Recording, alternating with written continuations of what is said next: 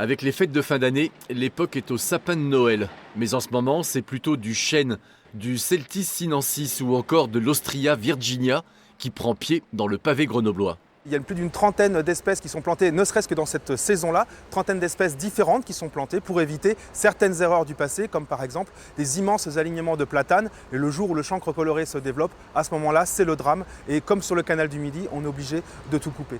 La période hivernale, c'est la période idéale pour la plantation des arbres.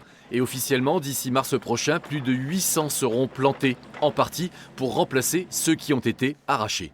L'entretien d'un parc arboré, ça passe effectivement parfois par des coupes, mais aussi beaucoup par des plantations.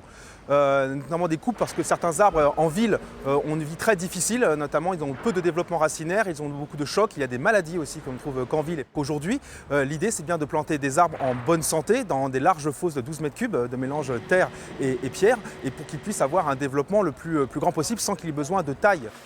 Au-delà de l'aspect embellissement, la présence d'arbres en ville est aussi une réponse aux défis écologiques et climatiques qui marquent notre époque. Avec des arbres, l'air de rien, l'air est plus pur. À Grenoble par exemple, le patrimoine arboré fixe plus de 27 tonnes de poussière par an.